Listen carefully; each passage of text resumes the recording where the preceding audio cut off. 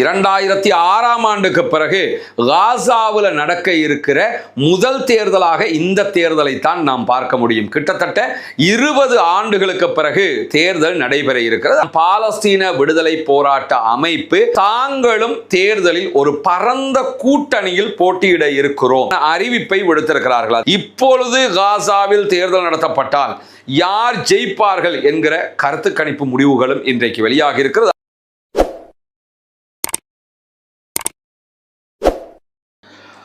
அன்பிற்கினிய சகோதர சகோதரிகளே, நம் அனைவர் மீதும் ஏக இறைவனுடைய அமைதியும் கருணையும் உண்டாகட்டுமாக என்கிற பிரார்த்தனைகளோடு, நமக்கெல்லாம் தெரியும் 2 ஆண்டுகளுக்கு மேலாக காசாவில் ஒரு பாரிய யுத்தம் நடைபெற்றது. அந்த யுத்தத்திலே இஸ்ரேலிய ஆக்கிரமிப்பு படைகளை எதிர்த்து பாலஸ்தீனத்தில் இருக்கக்கூடிய 14 விடுதலை போராட்ட இயக்கங்களும் ஒன்றாக களத்தில் நின்று சண்டையிட்டார்கள். கடைசி வரைக்கும் இந்த 14 குழுக்களையும் இஸ்ரேலால் ஜெயிக்க முடியவில்லை. யுத்தத்திலே நேரடியாக தோல்வியடைந்தது இஸ்ரேலிய ஆக்கிரமிப்பு படைகள். அதற்கு பிறகு அமெரிக்க அதிபர் டொனால்ட் ட்ரம்பினுடைய தலைமையில் கூடிய ஒரு குழு கடைசியில சமாதானம் என்கிற நிலையை அடைந்தது. தற்போது காசாவில் அமைதி திரும்பி இருக்கிறது. ஆனாலும் இந்த அமைதியை மீறி இஸ்ரேலிய ஆக்கிரமிப்பு படைகள் தாக்குதல்களையும் நடத்தி வருகிறது. இந்த நிலையில தான் காசாவில் கொண்டு வரப்பட்ட 14 அம்ச அமைதி திட்டத்தின் அடிப்படையில் பாலஸ்தீன விடுதலை போராட்ட அமைப்பை சேர்ந்தவர்கள் தங்களுடைய ஆயுதங்களை முழுவதுமாக பாலஸ்தீனத்துக்குள்ளேயே இருக்கக்கூடிய ஒரு தேசிய அமைப்பிடத்தில் ஒப்படைப்பது, அதற்கு பிறகு தேர்தலுக்கு போவது என்கிற நிலைகளை எல்லாம் எட்டியிருந்தார்கள். ஆனால் ஆயுதங்களை ஒப்படைப்பதற்கு பாலஸ்தீன விடுதலை போராட்ட அமைப்புகள் ஒப்புக்கொண்டாலும் இஸ்ரேலிய பிரதமர் பெஞ்சமின் நெத்தன்யாகுவும் அவருடைய அரசாங்கமும் இதற்கு ஒப்புக்கொள்ளவில்லை. அப்படி ஒப்புக்கொண்டாங்கன்னு சொன்னா காசாவில் இருக்கக்கூடிய இஸ்ரேலிய படைகள் அவர்களுடைய கண்ட்ரோல்ல இருந்து விலகி இஸ்ரேலுக்குள்ள ரிட்டர்ன் போகணும். இதெல்லாம் ஒப்பந்தத்தில் இருக்கக்கூடிய செயல்பாடுகள். இந்த நிலையில தான் முதல் கட்டமாக பாலஸ்தீன விடுதலை போராட்ட அமைப்புகள் தங்களுடைய ஆட்சியை கையளித்தார்கள். அவங்க தான் காசாவினுடைய ஆட்சியாளர்கள். அவங்க கிட்ட தான் அரசாங்கம் இருக்குது. அவங்க அரசாங்கம் தேர்தல் மூலமாக தேர்வு செய்யப்பட்ட அரசு கையில் கொடுத்துட்டு என்ன சொன்னாங்கன்னா, ஓகே, இனிமே நீங்க தேர்தலை நடத்துங்க, தேர்தலை நடத்தி அதிலே நாங்கள் அல்லாதவர்கள் மக்களுக்கு தேவை என்றால் அவர்களை மக்கள் தேர்வு செய்து கொள்ளட்டும் அப்படின்னு சொல்லி வழியை விட்டு ஒதுங்கினாங்க. இந்த நிலையில எதிர்வருகிற நவம்பர் மாத கடைசியில காசாவிலையும் வெஸ்ட் பேங்க் பகுதிகளிலையும் பாலஸ்தீனத்தினுடைய பகுதிகளில் தேர்தல் நடைபெற இருக்கிறது என்று சொல்லி பாலஸ்தீன அதிகார சபையின் தலைவராக இருக்கக்கூடிய மஹ்மூத் அப்பாஸ் அறிவித்தலை விடுத்திருக்கிறார். மஹ்மூத் அப்பாஸை பொறுத்தவரையில் இவர்தான் பாலஸ்தீனத்தினுடைய ஜனாதிபதி என்று அறியப்படுகிறவர். ஜனாதிபதினா மற்ற நாடுகளுடைய ஜனாதிபதி மாதிரின்னு புரிஞ்சிடாதீங்க, எந்த அதிகாரங்களும் இல்லாத ஒரு ஜனாதிபதி. சாதாரணமாக கொழும்பு மாநகர சபைக்கு இருக்கக்கூடிய அதிகாரம் கூட இவருக்கு கிடையாது. ஒரு டம்மியாகத்தான் இவர் செயல்பட்டு வருகிறார். மேற்கு நாடுகள் எதெல்லாம் சொல்றாங்களோ அதையெல்லாம் கேட்டு நடக்கக்கூடிய ஒரு இடத்துல இவர் செயல்பட்டு வருவார். அதனாலதான் பல ஆண்டுகளாக அவரே பதவியில இருக்கிறார். பாலஸ்தீன விடுதலை அமைப்பு ஆட்சியை கையில கொடுத்ததோட இப்ப எலெக்ஷன் வச்சா நம்மாக்கள் திரும்ப ஜெயிச்சிடலாம் அப்படின்னு சொல்லித்தான் அவர் எலெக்ஷனை அறிவிச்சிருக்கிறார். 2006ஆம் ஆண்டுக்கு பிறகு காசாவில் நடக்க இருக்கிற முதல் தேர்தலாக இந்த தேர்தலை தான் நாம் பார்க்க முடியும். கிட்டத்தட்ட 20 ஆண்டுகளுக்கு பிறகு தேர்தல் நடைபெற இருக்கிறது. அதற்கான ஏற்பாடுகள் எல்லாம் மும்முரமாக நடக்கக்கூடிய இந்த சூழல்ல திடீரென நேற்றைய தினம் பாலஸ்தீன விடுதலை போராட்ட அமைப்பு ஒரு முக்கியமான அறிவிப்பை விடுத்திருக்கிறார்கள். அது என்ன அறிவிப்புன்னு சொன்னா, தாங்களும் தேர்தலில் ஒரு பரந்த கூட்டணியில் போட்டியிட இருக்கிறோம் என்பதுதான் அவர்களுடைய மிக பிரபலமான அறிவிப்பாக இருக்கிறது. தேர்தல் அரசியலை விட்டே ஒதுங்குறோம் என்ற விதமாக இருந்தவர்கள் தற்போது ஒரு கூட்டணியாக தேர்தலுக்கு வருவதாக அறிவித்திருக்கிறார்கள். இந்த கூட்டணி சற்று வித்தியாசமான கூட்டணியாக இருக்கிறது. காரணம் என்னன்னு கேட்டா, இதற்கு முன்பதாக யார் பாலஸ்தீன விடுதலை போராட்ட அமைப்பினுடைய கொள்கை செயல்பாடுகளுக்கு நேர் எதிரியாக இருந்தார்களோ அவர்களோடு தற்போது பாலஸ்தீன விடுதலை போராட்ட அமைப்பு கூட்டணி அமைக்கிறது என்பதுதான் இங்க இருக்கக்கூடிய முக்கியமான அம்சமாக இருக்கிறது. அது யாருன்னு பார்த்தீங்கன்னு சொன்னா, பாலஸ்தீன விடுதலை போராட்ட அமைப்பினுடைய தேசிய பொறுப்பாளர்களில் ஒருவராக இருக்கக்கூடிய ஹுசாம் பத்ரான் அல் ஜசீராவுக்கு தெரிவித்திருக்கக்கூடிய தகவல்கள் பிரகாரம் பாலஸ்தீன விடுதலை போராளிகளுடைய அமைப்பு, அதே போன்று பாலஸ்டைன் இஸ்லாமிக் ஜிஹாட் மூவ்மெண்ட், பாலஸ்தீன விடுதலைக்கான மக்கள் முன்னணி, அதே போன்று முகமது தஹ்லான் என்கிறவருடைய தலைமையில பிரிந்து போன தற்போது இருக்கிற ஃபத்தாஹ் அமைப்பினுடைய பிரிந்து போன பகுதி குழு இவங்க எல்லோரும் சேர்ந்துதான் இந்த கூட்டணியை அமைக்கிறாங்க.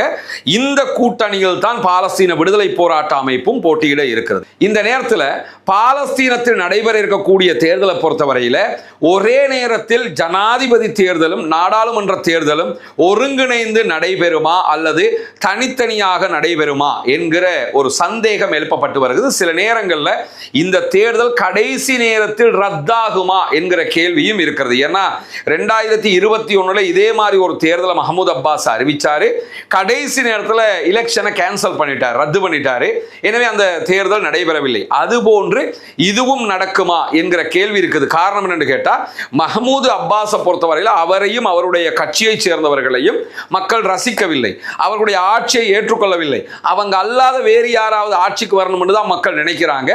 எனவே தாங்கள் ஆட்சியை இழக்க வேண்டி வரும் என்கிற சூழல் வருகிற போது நமக்கெல்லாம் தெரியும், இஸ்லாத்தை ஏற்றுக்கொண்ட சகோதர சகோதரிகளுக்கான ஒரு வீடமைப்பு திட்டத்தை இலங்கையினுடைய கிழக்கு மாகாணம் பொத்துவில்ல நம்ம செஞ்சு வர்றோம். ஆல்ரெடி 5 வீடுகள் கட்டி கொடுக்கப்பட்டு விட்டது உரிய சகோதரர்களிடத்தில். அல்ஹம்துலில்லாஹ் அதற்காக உதவி செய்த அத்தனை பேருக்கும் அல்லாஹு தாலா அருள் புரிய போதுமானவன்.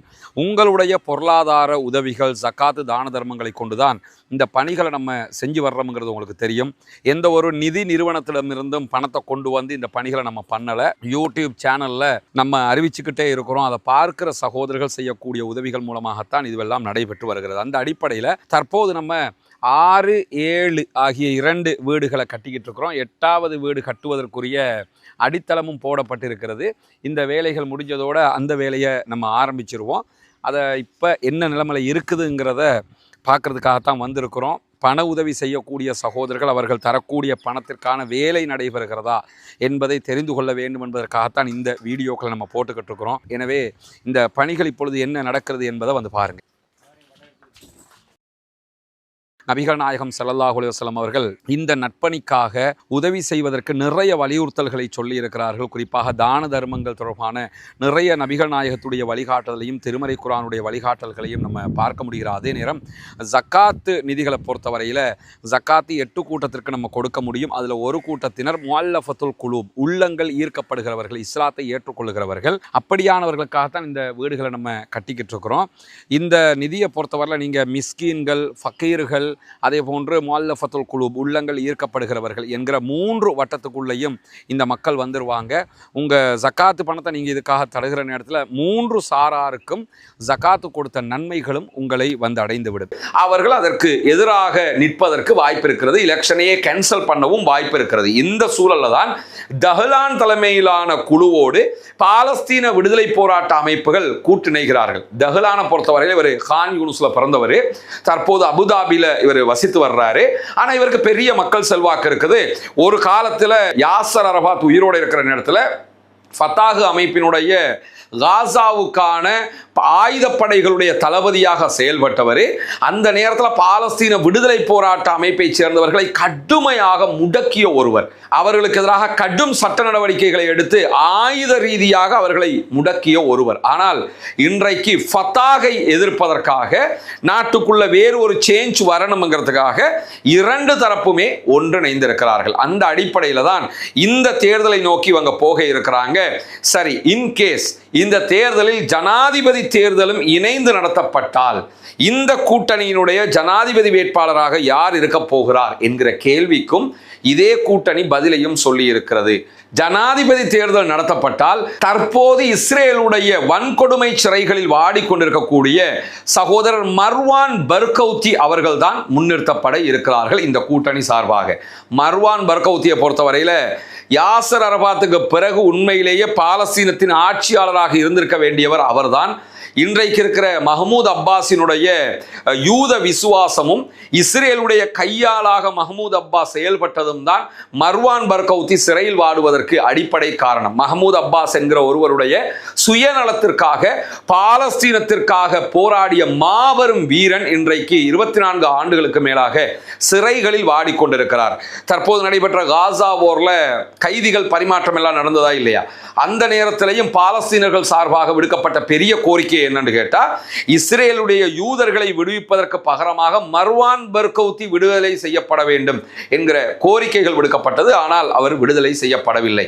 இந்த நிலையில தான் தேர்தல் நடத்தப்பட்டால் இந்த கூட்டணியினுடைய ஜனாதிபதி வேட்பாளராக சிறைகளுக்குள் இருந்து கொண்டே போட்டியிடுகிற நிலைக்கு மர்வான் பர்கௌத்தி மாற்றப்படுவார். அதை எல்லோருமே ஏற்றுக்கொண்டிருக்கிறாங்க, மர்வான் பர்கௌத்தியை ஜனாதிபதி வேட்பாளராக கொண்டு வருவது என்று. எனவே இந்த தேர்தல் காசாவில் ஒரு பெரிய சேஞ்சை கொண்டு வர்றதுக்கு வாய்ப்பு இருக்கிறது. அதே போன்று வெஸ்ட் பேங்க்லையும் பெரிய மாற்றம் ஒன்றை கொண்டு வருவதற்கு வாய்ப்பு இருக்கிறது. சர்வதேச மட்டத்தில் பார்க்கப்படக்கூடிய ஒரு தேர்தலாக இந்த தேர்தல் மாறி இருக்கிறது. இந்த நிலையில தான் இப்பொழுது காசாவில் தேர்தல் நடத்தப்பட்டால் யார் ஜெயிப்பார்கள் என்கிற கருத்து கணிப்பு முடிவுகளும் இன்றைக்கு வெளியாக இருக்கிறது. அதன் பிரகாரம் 28% மக்கள் பாலஸ்தீன விடுதலை போராட்ட அமைப்பினுடைய கூட்டணிக்கு ஆதரவு தெரிவித்து அவர்கள்தான் ஜெயிப்பார்கள் என்கிற அளவை காட்டியிருக்கிறார்கள். எனவே தேர்தல் நடத்தப்பட்டாலும் பாலஸ்தீன விடுதலை போராட்ட அமைப்பினர் யாருக்கு சப்போர்ட்டிவாக இருக்கிறாங்களோ அவங்க தான் ஜெயிக்க போறாங்க. அதாவது மர்வான் பர்கௌத்தி அவர்களுடைய தலைமையிலான கூட்டணி ஜெயிக்கும் என்கிற செய்திகளை நம்ம பார்க்க முடியும். இது காசாவினுடைய பாலஸ்தீனத்தினுடைய வரலாற்று திருப்பு முனையாக மாறுவதற்கு வாய்ப்பு இருக்கிறது. பொறுத்திருந்து பார்ப்போம் என்னவெல்லாம் நடக்கிறது என்பதை. தொடர்ந்து இணைந்திருங்கள் ரஸ்வின் எம்பசி நியூஸ் மற்றும் ரஸ்வின் டாக்ஸ் ஆகிய 2 சேனல்களோடு வரக்கூடிய செய்திகளை உடனுக்குடன் உங்களோடு பகிர்ந்து கொள்வதற்கு தயாராக